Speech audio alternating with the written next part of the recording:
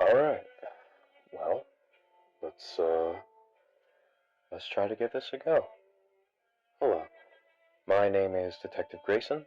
I work for the police department, and I'm recording this to keep track of these different cases in which I am trying to work on solving. The date as of right now is May 14th, 2014.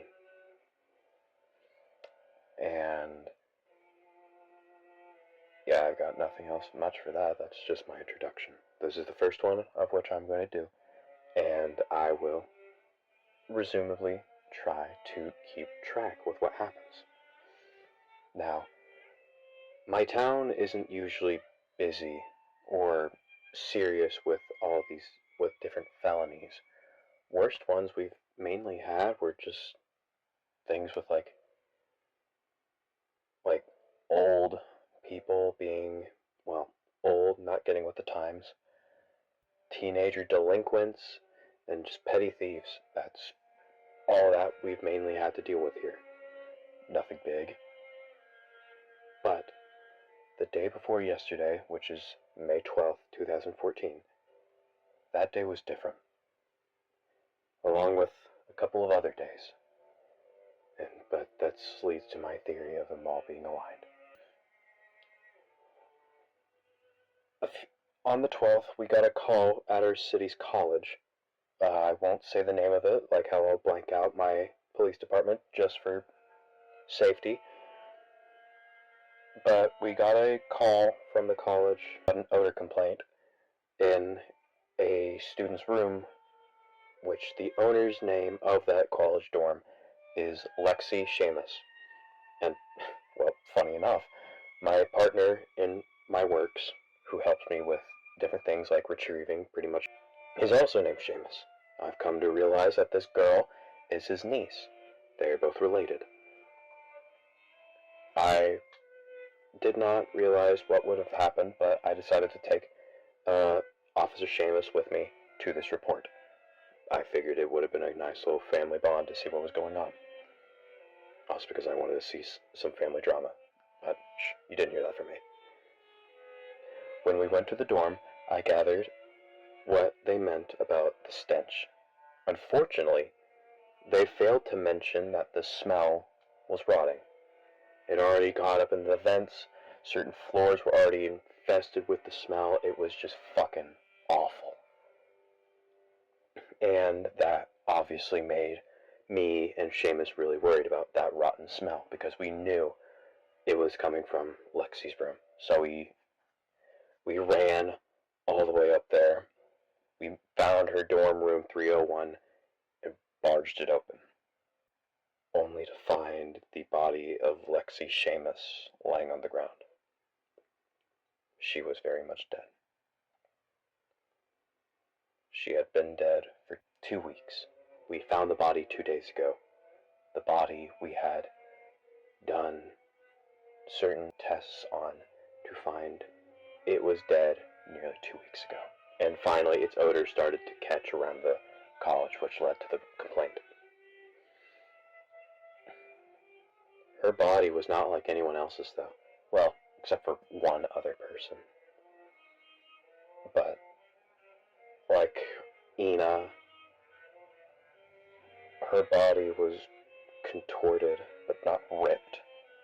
Her bones were snapped, like bending in places that they clearly shouldn't be bending in. But it wasn't like protruding out. It wasn't ripping open the skin. It was just bent, crooked. Everything was wrong about it. The skin, whenever we felt the skin in the autopsy, it didn't feel like skin. I'm going to be completely honest with you. It did not feel like skin whatsoever. It felt more like plastic. And another thing is that her body was perfectly capable of bending, which most bodies would be, but with certain things you have rigor mortis. Rigor mortis did not happen with this body whatsoever, and we're not sure why. At first we thought, oh, maybe there's a chance that she's still alive, but in a coma or something. No. It's just the rigor mortis failed, I guess. I don't know how. It shouldn't even be possible, but it is. And the obvious thing, the comparisons between Ina and Lexi, is that their eyes were bloodshot red. Do they have a correlation? We don't know.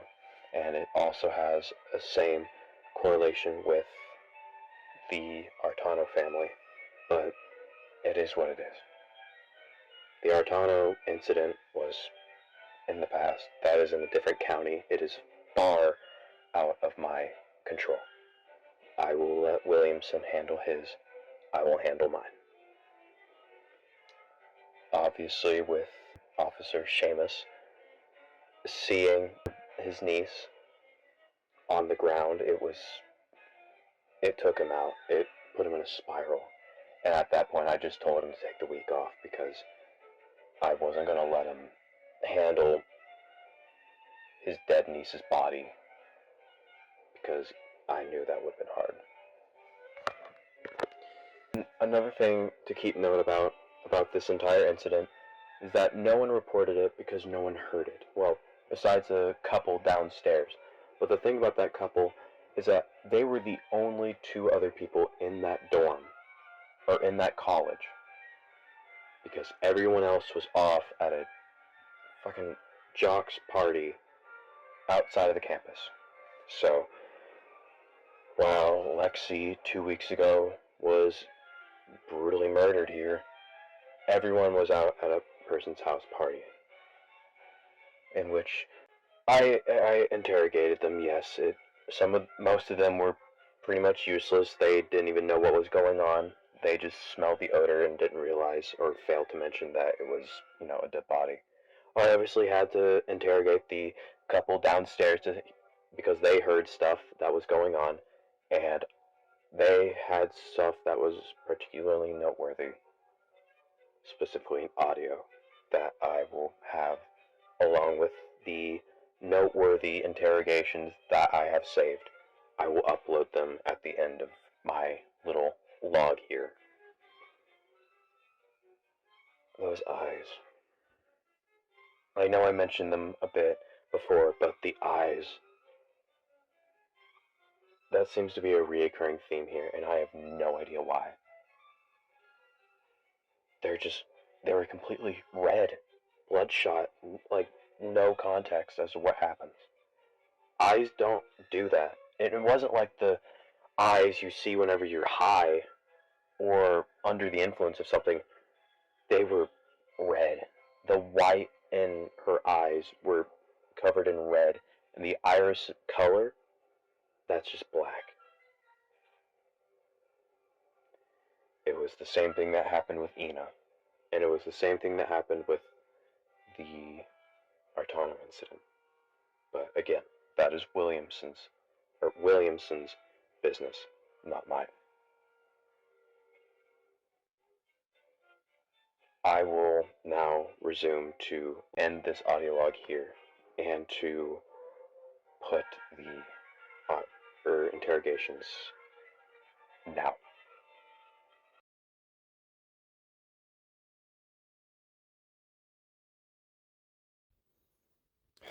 Well, good evening, Chloe Artono. My name... Yeah, I know who you are, Detective. You know me as much as I know you.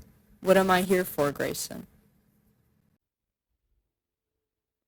Rude, but I guess I'll cut to the chase. You were at Drew's party 2 weeks ago, right? Yeah. Not for long, but yes, I was. Wait. Is this about Lexi? Yes, actually. So, wait. You know about it? I had nothing to do with it, if that's what you're thinking. I know nothing other than she's dead, and that I was at the party that night. Then gone to a bar with my friend, drunk and partied out after. Am I good to go now? Why are you getting so defensive over this? It's not really a defensive case. I'm just here asking you questions. I'm not trying to. I just hate this because would you not be scared if someone in your college just got brutally murdered in their own dorm? Someone who fit the details of what you yourself have handled before too. You know what I'm talking about. Yeah, that's fair enough. And I do know what happened and what you're talking about. Your family did not deserve the hell they went through. Whatever happened, me and Williamson will find out what happened as soon as we can. We will try to put everything together in order to let you know. I know it's rough on you. Is there just anything you can tell or advise me? Someone you know, she knew, someone who knows something. That's what I'm just trying to ask here. You do know something, don't you? There's a friend who used to be a part of Drew's team before he dropped out after the murder. He was talking on and on about how he may have saw or heard something. I don't really remember, but I think maybe he'd help. What's his name? Tyler Nance, but he hates that name, so me and the team just call him T. Can I please go now? Yes, you may. And thank you. And again, despite your case being out of my county, I will do what I can to help him out. Please send my regards and my best of luck, or wishes of luck, to him if you see him. Yeah, thanks. You know, the thing with Tyler is that he was strange. Whenever I interviewed Chloe, obviously she saw me and knew who I was. I knew who she was too because we have had history together. Because, again, the family Artono incident, it, I'm not going to go into depth about it. But with Tyler, he was different. I could see it on his face. He was sweating. He was nervous. He did not want to be there. He just left town, or the county at that matter. And I felt bad having to drag him back, but he was there during the party. I had no other choice. He went to the next county over. Williamson said that he was there. He was in an apartment with his friend named Buddy, and he said that he would gladly send him over if I needed it, which of course I did. But the way he made his work sound, because he told me that he had this camera that he had installed in his dorm while he was gone. A school break going on, and he was out. He installed that while he was gone. He didn't want to go in. He just wanted to stay away from the place, from the dorm, his dorm. And with that, he installed his funny little camera, wouldn't you know? I'll show the interrogation, and I'll show what the camera he gave me took.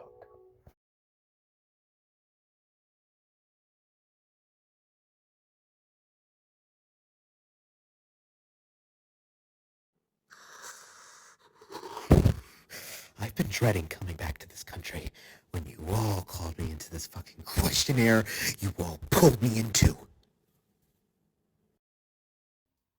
Why's that? Because I know what she saw. That four-eyed bookworm had something killed her, not someone. So, what? Like an animal snuck in or some shit? Broke all her limbs, snapped her arms and legs, and made her eyes turn bloodshot red? Animals don't do that, in case you don't know. Not an animal. You wanna know what I saw? I have a camera that showed it. There's no color since the camera's old as dirt, since it was given to me by my grandma. It's in there. I made a tweak to it where it can take photos if there's a figure or motion sense. Sure enough, it works. Barely. But it works. Not motion, but it caught figures. I have 3 pictures. They're all yours if you let me go. Okay. But one last question. Where were you that night? The day you said she was killed that night, I was at that fucking party. But the night I put the camera, I was out with Buddy. I couldn't stay in the dorm that night. I frankly didn't want to.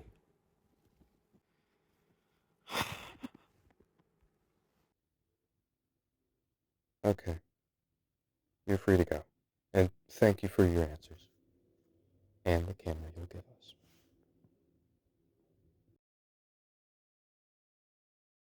Lexi? I never really talked to the girl unless I needed notes or something, but she wasn't that big of a socializer anyways. But I know people still tried getting her to go to the party. No one saw her there that night, but hell if I know. That girl gave me the freaks, dude. She was way into those books and shit. I barely ever saw her peeking up from one of them.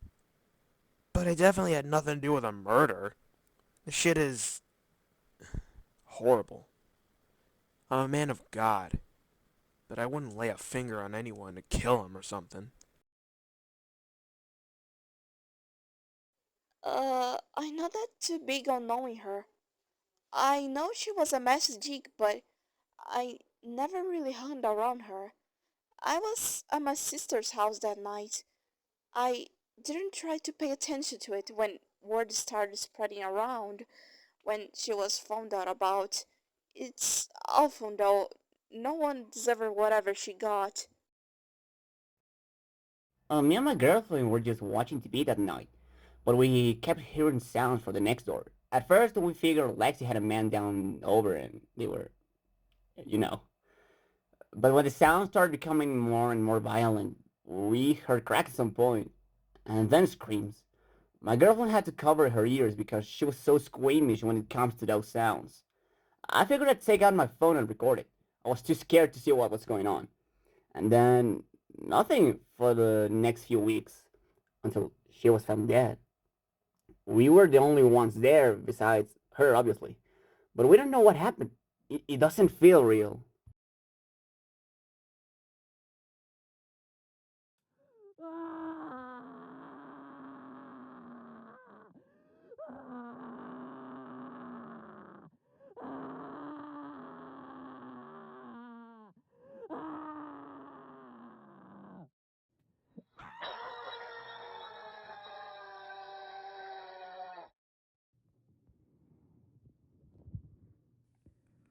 Don't worry, my child.